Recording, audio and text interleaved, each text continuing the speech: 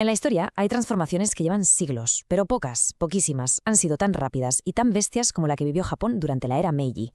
Hablamos de un periodo de apenas unas décadas, entre 1868 y 1912, que catapultó al país de ser una sociedad feudal y aislada a convertirse en una potencia mundial. Vamos a ver cómo demonios lo consiguieron. Para que nos hagamos una idea de la escala del cambio, fijaos en esto. En tan solo 55 años, Japón pasó de ser un país gobernado por un señor de la guerra, el shogun, con una élite de guerreros samurái y completamente aislado del mundo, a ser un imperio industrializado bajo la figura del emperador y con una influencia global. Es, literalmente, una metamorfosis. Y vamos a desgranar cómo se produjo. Antes de este torbellino de cambios, Japón vivía como en una burbuja, deliberadamente apartado del resto del planeta. Y la clave de todo era una palabra: sakoku. Esta política, que duró más de 200 años, básicamente cerró las fronteras de Japón a cal y canto.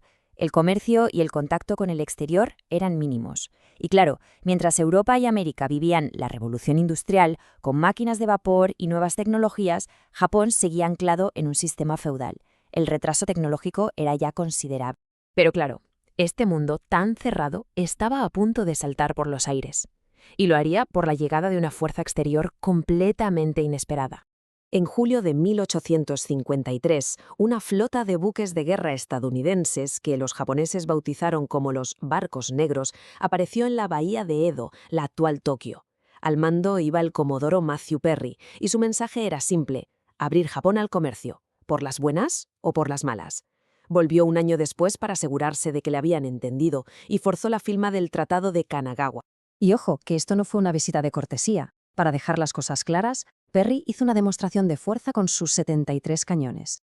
Aquello fue un shock absoluto para las autoridades japonesas. De repente, eran conscientes de su propia inferioridad militar y tecnológica. Era una amenaza en toda regla. El gobierno japonés se dio cuenta de que resistirse era un suicidio. Así que, para evitar una más que probable ocupación extranjera, hicieron lo único que podían hacer: negociar. El Tratado de Kanagawa no solo abrió 2 puertos a los barcos de EU, sino que rompió para siempre con 2 siglos de aislamiento. Aquella humillación, esa apertura forzada, provocó un auténtico terremoto interno que se llevaría por delante al viejo régimen y abriría paso a una era completamente nueva. Todas las miradas se giraron hacia el shogunato. Se les acusó de ser débiles, de no haber sido capaces de proteger al país. Y en respuesta, varios de los señores feudales más poderosos, los daimyo, sobre todo de las regiones de Satsuma y Choshu, se unieron con un objetivo muy claro: derrocar al shogun y devolverle el poder a la figura del emperador. El símbolo de este nuevo comienzo fue un chaval, el joven príncipe Mutsuhito, que subió al trono con solo 14 años y adoptó un nombre para su era: Meiji, que significa gobierno iluminado. Sería bajo su reinado, o al menos en su nombre, que Japón se lanzaría a una modernización sin precedente. Y cuando digo transformación, me refiero a una transformación total.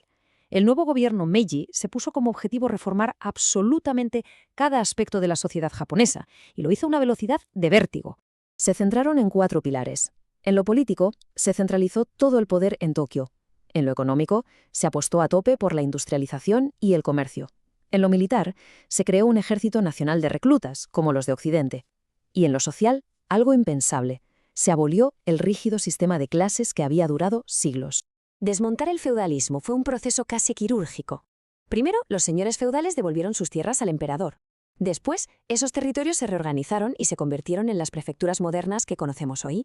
Y para que la transición no fuera tan dura, el gobierno empezó a pagarles un sueldo a los antiguos samuráis. El cambio en el ejército, fue radical. Pasamos de tener una clase de guerreros por herencia, los samuráis, a tener un ejército nacional de reclutas, abierto a cualquier ciudadano. Se trajeron a instructores de Francia y de Prusia para que enseñaran tácticas y el uso de armas modernas, una fuerza de combate completamente nueva. Pero la verdadera clave de todo esto, la base de todo, fue la educación.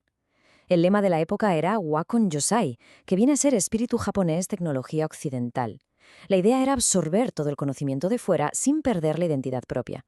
Y para eso el gobierno invirtió una barbaridad de dinero en enviar a sus mejores estudiantes fuera y en contratar a expertos extranjeros para que enseñaran ciencia y tecnología en el propio Japón. Pero claro, un cambio tan brutal y tan rápido no podía salir gratis. Esta modernización tuvo un coste humano altísimo, sobre todo para una clase social que, de la noche a la mañana, lo perdió absolutamente todo.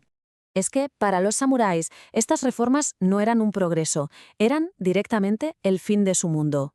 Perdieron sus privilegios, su estatus social y, lo que es peor, su razón de existir, se enfrentaban a una auténtica crisis existencial.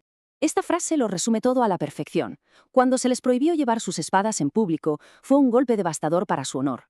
La espada era el alma del samurái, y sin ella sentían que habían perdido su identidad por completo.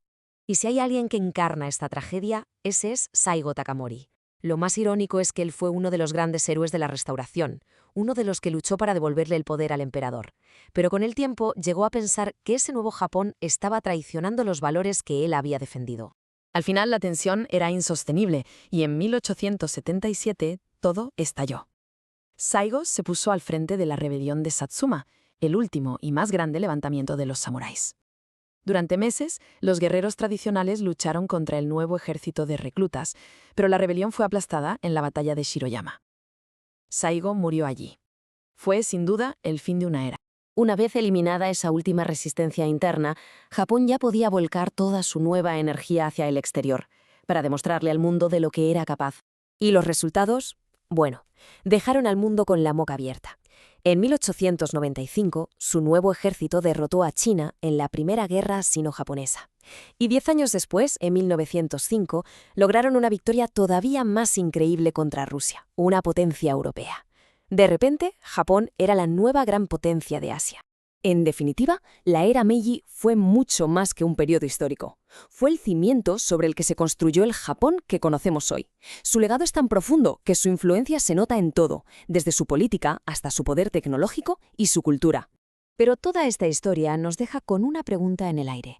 La transformación de Japón fue un éxito, de eso no hay duda, pero se consiguió a costa de barrer una cultura milenaria y con un autoritarismo tremendo. Y eso nos hace reflexionar.